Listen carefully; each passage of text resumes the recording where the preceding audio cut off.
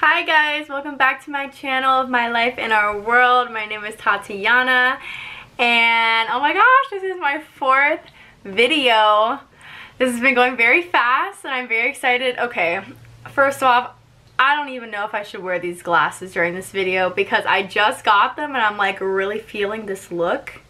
But the glare is so bad. Like, okay, if I take them off, still looks good, I hope. Okay, I'm just not gonna wear them. I love you, but no. Alright, so this video, I've been debating if I should do it, but I'm just gonna head on in, and it is all about a caged in education. So what I mean by a caged in education is when you're getting an education and the school that you go to is a little closed in and it's very kind of in a cage. I know that sounds kind of like a negative connotation, but I don't mean it like that. I mean it in the fact that you're kind of not exposed to all the things that maybe you would be exposed to in a regular school. So to give some background information, I went to a K through 8th. I'm not going to give the name of the school for obvious reasons. But I really loved my experience there. I had a great childhood going there and middle school experience, and I really loved all of my teachers. Shout out to any of them who watch this video. I love all of you, and they really had a really big impact on my life. But I did know while I was there that the school is very good. And the fact that all the kids that went there were very well behaved and not a lot of bad things happened. And I knew that going to high school was gonna be a complete culture shock, and that's what it was. When I entered my freshman year, I was literally terrified. Like, I did not know what I was doing. I was kind of scared. There were so many kids.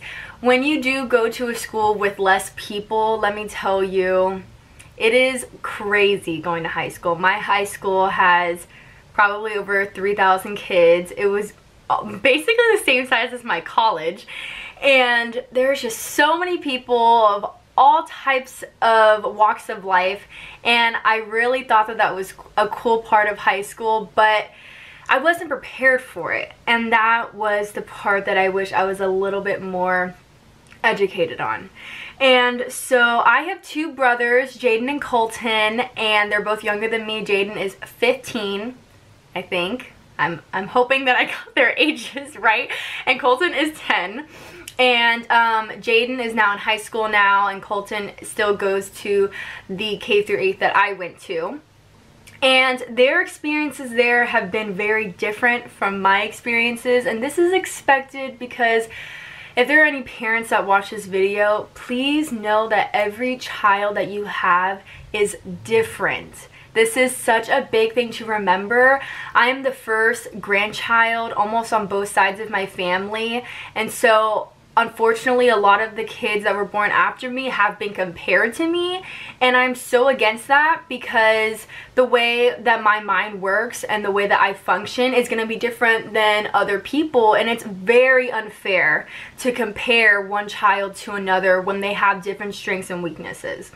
And unfortunately, sometimes this would happen with my brothers, and they were very different from me in the fact of priority-wise, like maturity level at different stages in their life. Obviously, if you're a parent or you're in high school or middle school, you know that sometimes the maturity levels of boys and girls can evolve at different stages, and that's expected. But that translated into their behavior and their conduct and how much or less they got in trouble.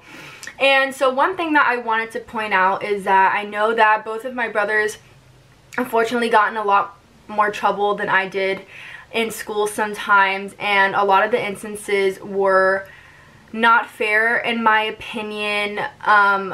And I'm not saying this to bash on my school specifically, because I know there are a lot of schools that are like this that may be private or charter, or they don't have as many students.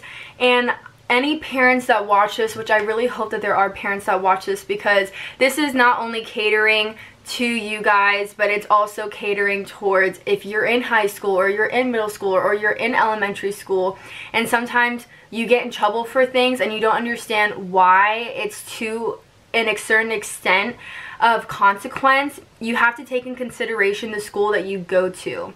And so when I was in middle school and I was in elementary, you could not touch hands, you could not really hug in the hallways if you had a boyfriend or girlfriend, you could not kiss like on campus. Any type of PDA was not allowed, and if you did those things and you were caught, you could get in school suspension, you could get a warning, or I think it was called like a pink slip or something, and there were consequences. And I know for a fact that if you went to a regular, bigger, public middle school or elementary, this was not a very big factor. When you have a larger quantity of students, you start to prioritize what type of behavioral issues are actually a problem, and those are the ones that you focus on. So when kids are maybe doing drugs, or they're doing inappropriate acts in the bathroom, or they're vandalizing things in the school, like those are problems that have to be dealt with. But when you go to a smaller school and you know that a lot of the kids that are there are very academically inclined and they're really focusing on their grades, what you tend to focus on behaviorally is less severe.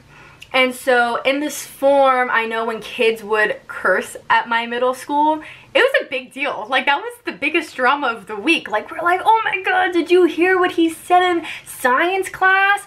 You know, and I look over to my friends that go to a different middle school than me, and they're like, oh yeah, like there's people like making out hardcore in the bathroom. They didn't get caught though, like they just ran down the hallways. And I was like, what? Are you serious? Like, that was mind-blowing to me. And so when I went to high school, it was very obvious, the kids that went to my school, because we were all just like little puppies that were lost, and they were kind of just walking through the hallways, really shocked that people were making out, and the teachers would walk right by and didn't care, and that people were wearing sandals, and the dress code wasn't a problem, and you could really wear whatever you want. And it was just a lot of things to take in. And so as my younger brother, he is in school, his personality is very different than a lot of the kids his age. He is very like advanced in like science, and his interests are very mature, and it is hard for him sometimes to make friends with other kids because the interests are different. You know, he just wants to know how tornadoes are formed, and other kids, they don't really care about that.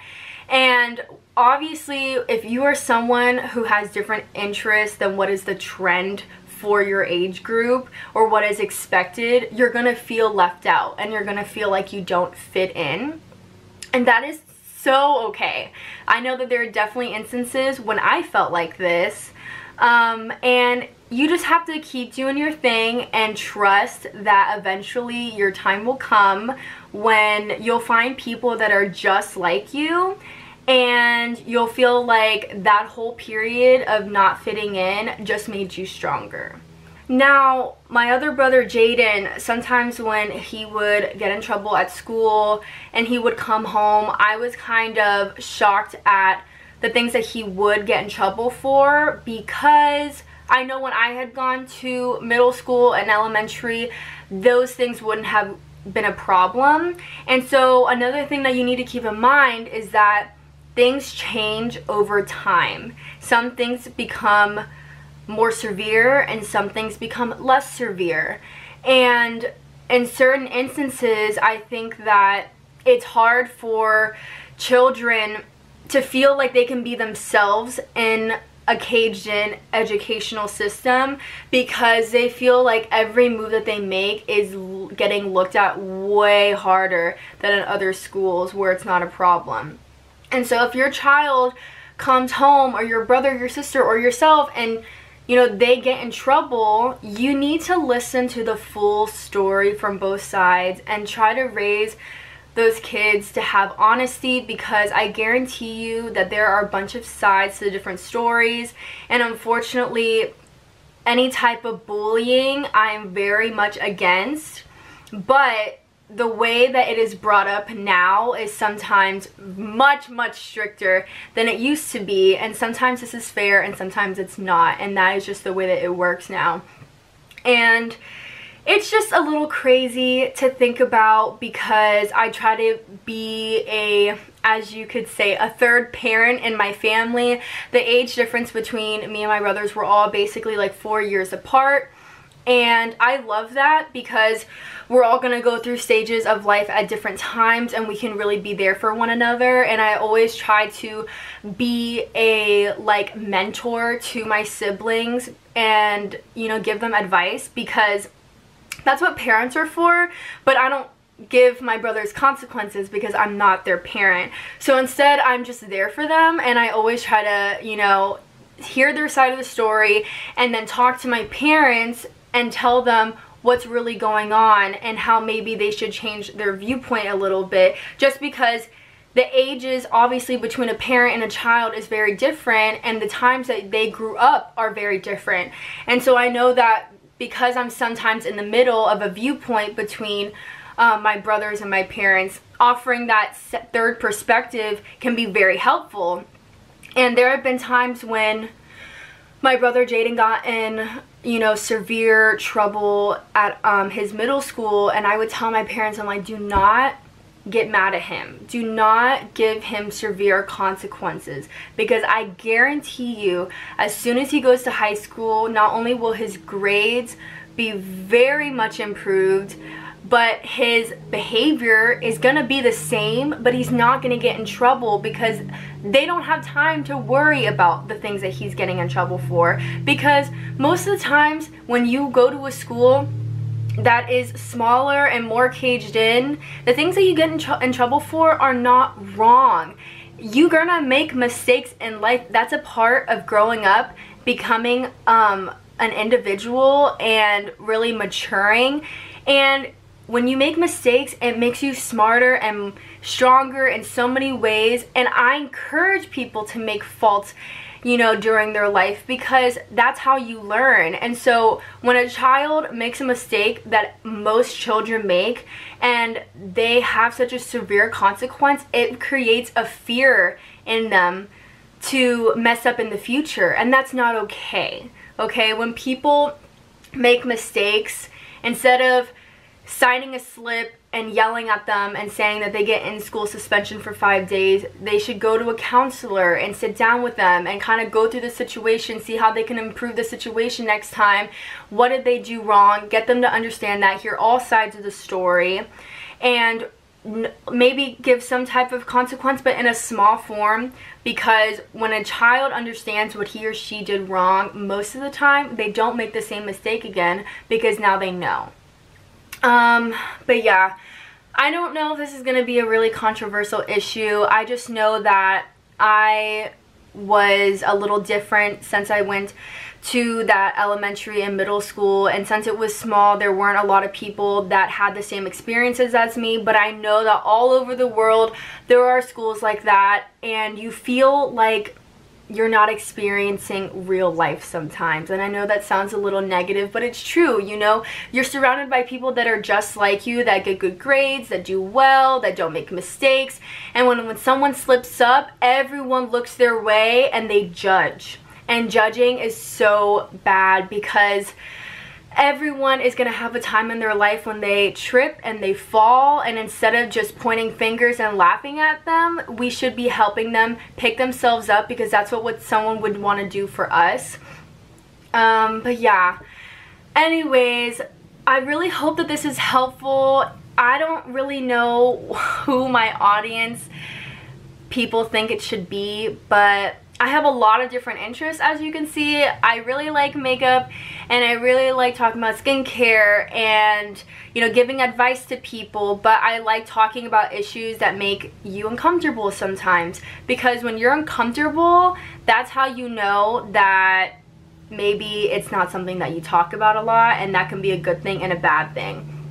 And so I just wanted you guys to hear a viewpoint, because I know that a lot of people don't really talk about this. I've looked at other videos on YouTube and a lot of people just don't talk about the educational system sometimes, and I'm not bashing small schools at all because I valued my education there so much. I feel like academically I was pushed and challenged much more, and that was to my advantage. When I did go to high school, I felt a little bit more prepared in that aspect.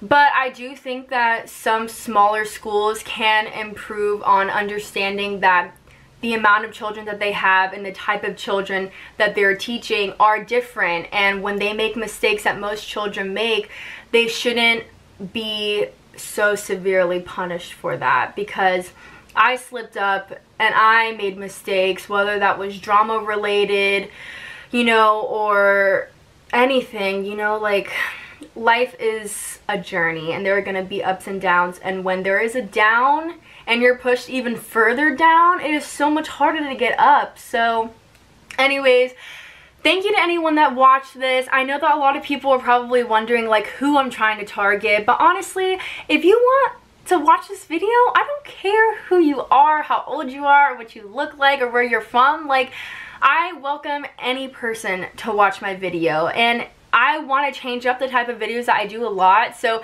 that might be a bad thing, like subscriber rise, because I'm not just focusing on makeup so that only girls and, you know, us like teenagers to like early 20s will watch my videos. Like, no, I want to make videos that are for everyone, because this is a whole world with a bunch of diversity and a bunch of different topics, and if I can, you know, shed a little light here and there on everything that's important to me, then that's awesome. Because I know that the people that watch my first or second video might not watch my sixth or seventh video, and that's fine.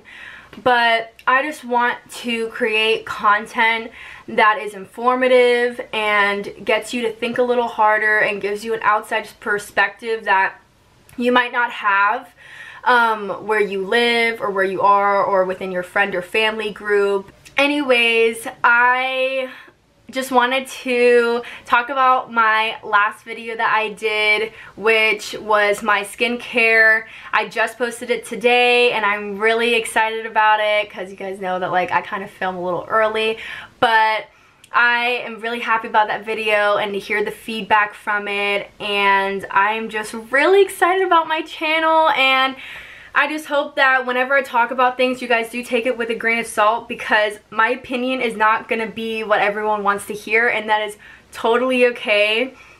But I love you guys so much. Thank you for watching this video, and if you enjoyed it or you learned something or you like me, I don't know, please like and subscribe. I know that a lot of you guys keep forgetting to subscribe. Maybe you just don't want to subscribe, but that's fine. But I know that some of you guys that maybe are like new to the YouTube world, please press the subscribe button after you watch the video and like it, and just show your support for me. So anyways, I hope you guys have a great day, and I'll see you next time. Bye!